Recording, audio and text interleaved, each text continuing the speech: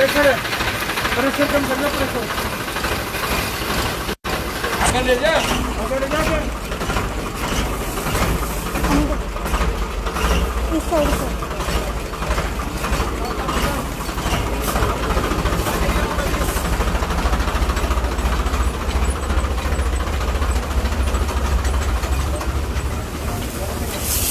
नमस्कार, city 24 channel देख रहे हैं आप और मैं हूं आपके साथ साक्षी सोनी। ये लाइव तस्वीरें आप देख रहे हैं हिसार के मुल्तानी चौक की। आपको बता देते हैं कि यहां पर जो है सैनिटाइजेशन किया जा रहा है। हालांकि कोरोना के मामले लगातार बढ़ रहे हैं और सैनिटाइजेशन कौन करा रहा है ये भी आपको बता देते हैं। जहां एक तरफ हिसार के अंदर आज सरकार धरना प्रदर्शन कर रही थी, वहीं दूसरी तरफ आज विपक्ष की तरफ से विपक्ष होने की भूमिका निभाई जा रही है और सैनिटाइजेशन की प्रक्रिया को अंजाम दिया जा रहा है।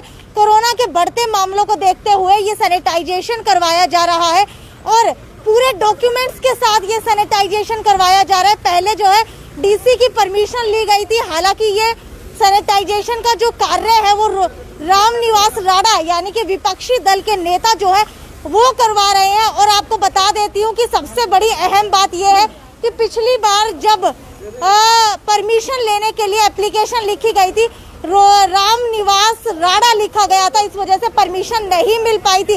इस बार उन्होंने खाली रामनिवास लिखा, son of dash dash dash लिखा, उसके बाद उनको परमिशन मिली है। यानी कि जब राणा नाम लगाया गया तो उनको पिछली बार परमिशन नहीं दी गई थी। हालांकि एक तरफ सरकार जो है खुद नहीं करवा रही सैनिटाइजेशन और दूसरी तरफ जब विपक्ष करवा रहा है तो उनको भी परमिशन नहीं दी जा रही। हालांकि पूरी कॉपीज मेरे साथ यहाँ पर मौजूद है, पूरे पेपर्स के साथ, डॉक्यूमेंट्स के साथ जो है इस प्रक्रिया को अंजाम दिया जा रहा है ताकि कल से कोई और जो है मुद्दा इस बात के ऊपर खड़ा ना हो जाए। ये देखिए, सबसे पहले तो ये पर्ची दिखाना चाहूंगी। ये पर्ची वो है जो रामनिवास राणा ने अपने नाम के ऊपर बनवाई है और आप लोग देख पा रहे होंगे कि रामनिवास राणा की ओर से ये सोडियम क्लोराइड नाम की दवाई इस सैनिटाइजेशन के अंदर उपयोग की जा रही है ताकि कल को कोई आ करके ये ना कहे कि आपने ये दवाई कहाँ से ली है। हालांकि अमाउंट भी लिखा गया है इसके अंदर कि कितना अमाउंट जो है इसको खरीदने के अंदर लगा है। लगातार तस्वीरें हम आपको दिखा रहे हैं। अभी मुल्तानी चौकी की तरफ से अभी आए हैं और मुल्तानी चौकी के बाद यहाँ पर आप लोग देख पा रहे होंगे कि सभी के घर के जो दरवाजे हैं, दुकानों के शटर जो है उनको सैनिटाइज किया जा रहा है। और सैनिटाइज करने के पीछे का कारण है ताकि कोरोना की बढ़ती महामारी को कंट्रोल किया जा सके। हालांकि ये प्रक्रिया जो है पुलिस की निगरानी के अंदर सत्ता पार्टी को अपनानी चाहिए थी, लेकिन सत्ता पक्ष की तरफ से सैनिटाइजेशन नहीं की जा रही। इसके अलावा अगर दूसरी बात की जाए तो दूसरी बात आप लोग देख सकते हैं कि अभी कॉपी भी और रामनिवास राणा की तरफ से दिखाई गई है। ये देखिए, ये कॉपी जो है रामनिवास राणा की तरफ से दिखाई गई है, विपक्षी दल के नेता है और साफ तौर के ऊपर बताया है कि अगर बिना डॉक्यूमेंट्स के अगर सैनिटाइजेशन की प्रक्रिया को अपनाते तो हो सकता है बीच के अंदर दखलंदाजी की जाती। उसी दखलंदाजी को रोकने के लिए यहाँ पर पूरे डॉक्यूमेंट्स के साथ ये देखिए, ये डीसी को एप्लीकेशन लिखी गई थी। ये ट्रैक्टर की आरसी है जो ये ट्रैक्टर चलाया जा रहा है, ये खुद रामनिवास राणा का है। इसके बाद ये देखिए, इनका खुद का जो है यहाँ पर आधार कार्ड लगाया गया है। यानी कि प्रमुख तौर के ऊपर सारे के सारे डॉक्यूमेंट्स के बाद ही यहाँ पर जो है सैनिटाइजेशन किया जा रहा है। आप देख पा रहे होंगे कि पूरी गली को, पूरी मोहल्ले को सैनिटाइज किया जा रहा है। लगातार जो है ट्रैक्टर आगे चलता हुआ नजर आ रहा है। हालांकि एक बार ट्रैक्टर यहाँ पर लाने के पीछे का कारण भी ये हो सकता है कि किसानों को सपोर्ट करने के लिए यहाँ पर ट्रैक्टर को चुना गया हो, क्योंकि सैनिटाइजेशन की प्रक्रिया जो है और भी किसी अलग तरह से हो सकती थी, लेकिन यहाँ पर ट्रैक्टर को है जो मेन रूप दिया गया है। हालांकि आपको बता देते हैं कि सैनिटाइजेशन अभी लगातार यहाँ पर किया जा रहा है, लेकिन सबसे बड़ा मुद्दा अब ये आ खड़ा हुआ है कि विपक्ष अपनी विपक्ष होने की भूमिका निभा रहा है। जहां एक तरफ सत्ता पार्टी की तरफ से विधायक डॉक्टर है तो दूसरी तरफ विपक्षी दल के नेता कुछ भी नहीं है, लेकिन उसके बावजूद भी यहाँ पर उनका जो है आप लोग देख पा रहे होंगे कि ट्रैक्टर के ऊपर सवार है। इनसे भी जानने की कोशिश करेंगे कि आखिरकार क्या रहने वाला है। और पहली बार कोरोना का मामला आया तो उस समय भी मैंने जो है पूरा हिसार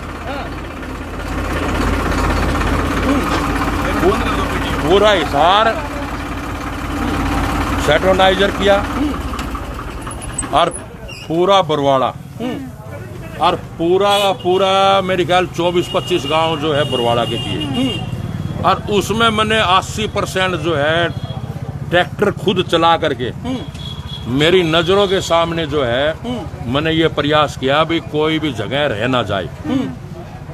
अब मैं जनता से भी अपील करना चाहूँगा भी आप मास्क लगा कर रखें और जो है अपने परिवार को बचाने का काम करें, घर से फालतू ना निकले और जो है मास्क और दूरी बनाए रखें, कोई जरूरी काम है तो निकले। अब ये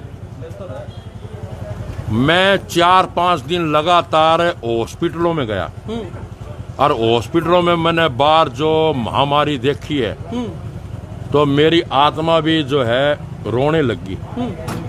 किसी का पिताजी को ऑक्सीजन नहीं है, किसी की माताजी को ऑक्सीजन नहीं है, बाहर सड़क के ऊपर 3 व्हीलर में तड़प रहे हैं, उनकी परिवार रो रो कर बुरा हाल है।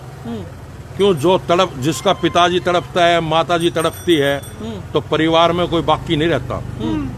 उन पे मेरे का कहने का मकसद है जब परिवार भी नहीं देख सकता ऐसी चीजें तो मेरे पे खुद को भी दर्द हुआ बहुत। ऐसे हालात भगवान ना करे जो जैसे हालात जो आज मेरी उम्र में मैंने कभी ऐसी हालात नहीं देखी। रामनिवास जी, जहाँ एक तरफ सत्ता पार्टी की बात की जाए तो वो धरना प्रदर्शन कर रही है, वहीं दूसरी ओर आप जो है सैनिटाइजेशन का प्रयोग कर रहे हैं, सैनिटाइजेशन का रास्ता आपने अपनाया। कितना कारगर मानते हैं? क्या ये सत्ता पक्ष का काम नहीं था? देखो, ये राजनीति का समय नहीं है। मैं सिर्फ इतना कहूँगा धरना प्रदर्शन उनको नहीं करना चाहिए। हमारे यहाँ के चाहे मेयर हो चाहे यहाँ का हमारा विधायक हो, मेरी जो सोच है जो हॉस्पिटल में हमारे जो माता बुजुर्ग और हमारे परिवार जो बिलख बिलख कर तड़प तड़प कर जो है जान दे रहे हैं वो बहुत ही निर्दयी है। हमारे विधायक को, हमारे मेयर को चाहिए भी हर हॉस्पिटल में आपके 2 वर्कर हर हॉस्पिटल के बाहर खड़े कर देने चाहिए और उसको ये आदेश दे देना चाहिए हमारे विधायक को, अगर किसी को बेड ना मिलता हो, ऑक्सीजन ना मिलती हो तो तुरंत मेरे पास खबर करें।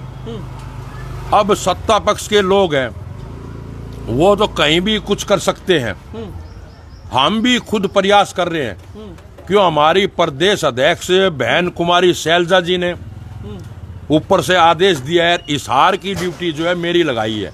पूरे हरियाणा प्रदेश में एक समिति बनाई गई है, उसमें हर हल्का वाइज जो है एक मेंबर चुना गया है और हमारे हिसार की आन बान शान हरियाणा की प्रदेश अध्यक्ष कुमारी बहन शैलजा जी और हमारी आन बान शान जो हिसार की पूर्व मंत्री माता सावित्री जिंदल जी, उनका भी बार बार आदेश आता है कि आप जनता की दुख तकलीफ में आप साथ दें।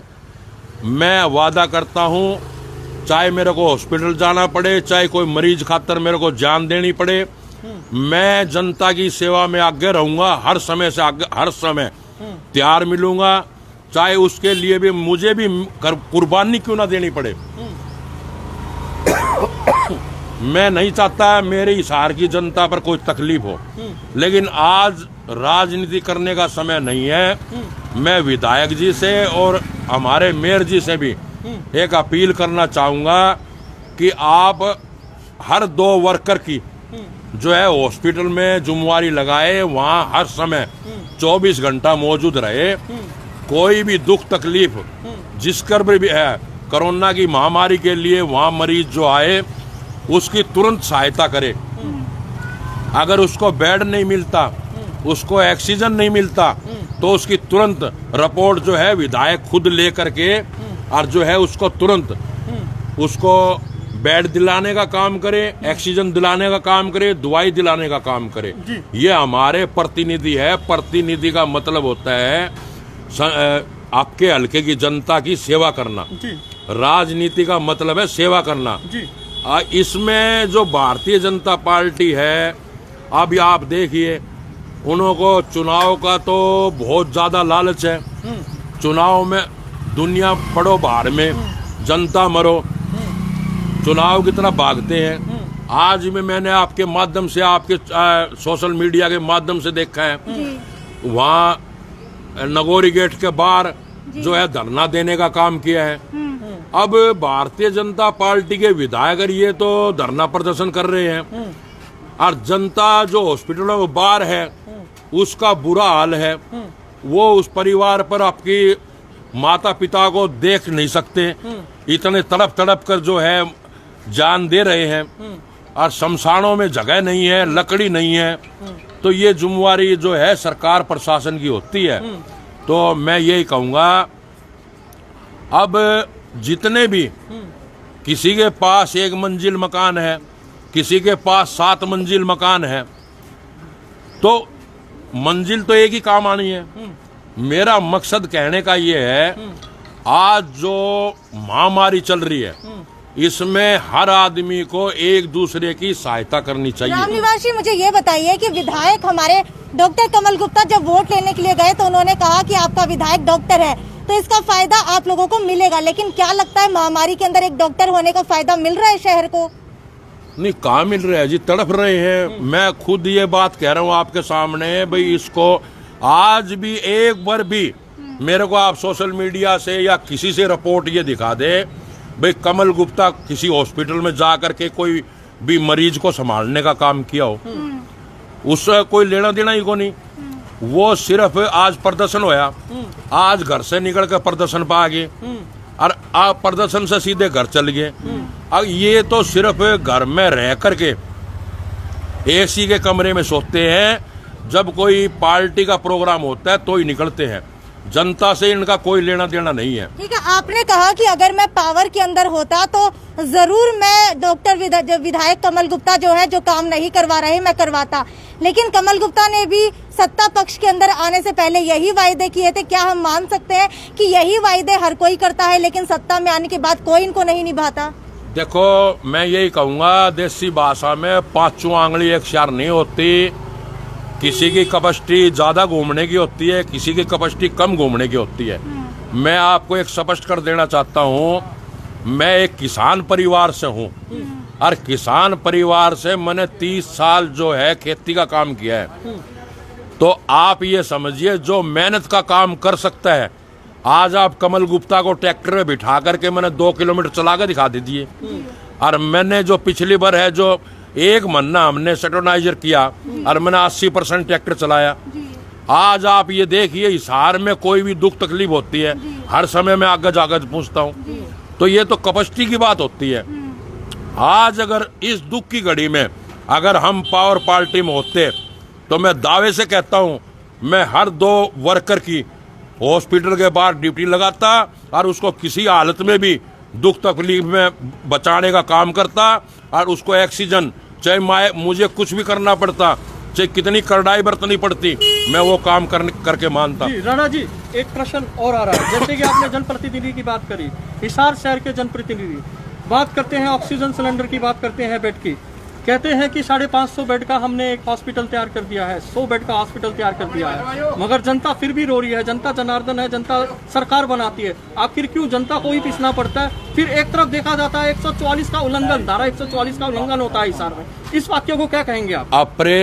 पिछले अप्रैल 2020 में पिछली महामारी आई थी।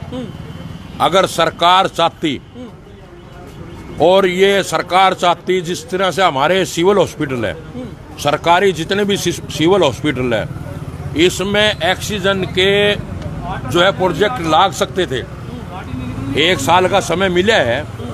और हमारे अर्थशास्त्री है वो ये बार बार कह रही है कोरोना की दूसरी काल आएगी और तीसरी भी आएगी, और फिर भी सरकार होशियार नहीं हुई। ये जो 5 चुनाव हुए राज्य में, उन्होंने उसकी तो चिंता रही, उसमें तो वो जा करके धरना प्रदर्शन किया, उन्होंने रैलियां की, और इस कोरोना की ओर ध्यान ही नहीं दिया। अगर ये हर सरकारी हॉस्पिटल में ऑक्सीजन प्लांट लगा दिए जाते तो आज हमारी यहाँ हिसार की भी नहीं, पूरे हरियाणा की ये दुर्गति नहीं होती। मुझे बड़ा दर्द होता है जब मैं हॉस्पिटल के बाहर जा करके देखता हूँ ना, तो किसी का बच्चा बिलख रहा है, किसी की माता बिलख रही है, और वो सांस लेने के लिए दम घोट रहा है, और दम घुट घुट कर मर रहा है, और शमशानों में जगह नहीं है। रामनिवास जी, बात आती है जैसे कि आपने कहा ऑक्सीजन सिलेंडर की, क्या रैलियों में कोरोना चला जाता है, चुनावों के बाद कोरोना आ जाता है? थर्ड वेरिएंट की भी बात होती है, थर्ड वेरिएंट तो छोड़िए, सेकंड वेरिएंट में इतना हाई अलर्ट हो गया है, अगर पहले समझ जाता तो आज ये नौबत ना आती। मुझे एक बात बताइए आप, कोई भी बिना मास्क या 5 आदमी साथ गाड़ी में बैठकर चलते हैं तो उसकी बाउंड कर दी जाती है। अब यहाँ धरना प्रदर्शन कर रहे हैं, आज धरना प्रदर्शन हुआ है भारतीय जनता पार्टी का, ये ऐसे काम कर रहे हैं जो आदमी दुख तकलीफ में है। आज हमारा देश संकट में है, तो उस संकट की घड़ी में धरना प्रदर्शन की बजाय हमारे जो हॉस्पिटलों में वहां जा करके हमारे जो भाइयों को बचाने का काम करें। जब चुनाव आते तो चुनाव की ओर ज्यादा ध्यान रहता है इनका, इनकी तरफ ध्यान नहीं रहता। मुझे ये बताइए, क्या रामनिवास राणा जो है खुद सोशल डिस्टेंसिंग का पालन करते हैं? बिल्कुल, मेरे साथ 7 आदमी 8 आदमी मेरे साथ है। वहां से मैंने इनकी मीटिंग लेकर वहां से चले हैं, सब मुंह से ऊपर नाक तक जो मास्क रखेंगे, और हाथों में हमने ये पहरे हैं, सारे ने हर डिस्टेंस का पालन करेंगे, कोरोना का पालन करेंगे, और जनता की सेवा में अगर मेरी खुद की भी जान चली गई तो मैं परवाह नहीं करूंगा। आपने अभी कहा कि 7 से 8 लोग आपके साथ हैं, क्या नहीं मानते कि धारा 144 का आप भी उल्लंघन कर रहे हैं? 7-8 का मतलब है मैंने अथॉरिटी ली हुई है। अब हमारे पास 300 फुट की नाली है, अगर एक भीड़ी गली है, उस गली के में अगर हम छिड़काव करेंगे तो 1 आदमी 2 आदमी तो उसको ले जा नहीं सकता। एक आगे पकड़ेगा और बीच में लाइन में पकड़ते पकड़ते 6 आदमी पकड़ेंगे, जब भी तो वो स्प्रे हो पाएगा। इसमें 7-8 आदमियों की आवश्यकता होती है, और 7-8 आदमियों की मैंने अथॉरिटी ली हुई है। जी रामनिवास जी, देखिए बात बड़ी लंबी हो जाएगी। आखिर में जो महामारी है, आप पिछले लॉकडाउन में भी बहुत तत्पर खड़े रहे थे, जहाँ बात आती थी सैनिटाइजेशन की, बात करते हैं हिसार बरवाला की। ये लॉकडाउन 2 आ गया है, फिर से आपने कमर कस ली है। हिसार की जनता को, बरवाला की जनता को क्या संदेश देंगे? दोनों तरफ आप सैनिटाइज कर रहे हैं। मैं संदेश यही दूंगा, भाइयों बहुत जबरदस्त महामारी है, किसी भाई के घर में ये बीमारी ना आए, और जिस घर में आ रही है वो हॉस्पिटल में आकर के देख ले, इतना बुरा हाल है। अगर पिता है तो सारा परिवार बिलख रहा है, तो ऐसे में जो है 2 फुट की दूरी और मास्क और घर से ना। ये हमारे साथ रामनिवास राणा थे, यहाँ पर कुछ और लोग भी मौजूद हैं, इनसे भी जान लेते हैं कि आखिरकार इनका क्या कहना है। सर, आपसे जानना चाहूंगी, आपको क्या लगता है सैनिटाइजेशन कितना कारगर साबित होगा? जी अपने को बताइए। ठीक है, यहाँ पर जो लोग मौजूद है वो बात करने से कतरा रहे हैं। सर, आप बताइए कि सैनिटाइजेशन क्या लगता है कितना कारगर साबित होगा?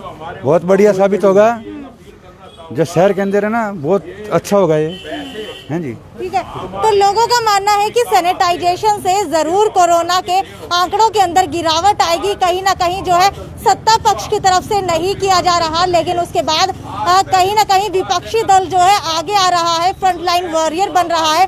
लेकिन अब देखते हैं कि क्या इसका असर सत्ता के ऊपर भी पड़ता है, क्या सत्ताधारी पार्टी भी इसी तरीके से सैनिटाइजेशन का रास्ता आने वाले दिनों के अंदर जो है अपनाने वाली है। ये थी साक्षी सोनी की रिपोर्ट, सिटी 24 हिसार।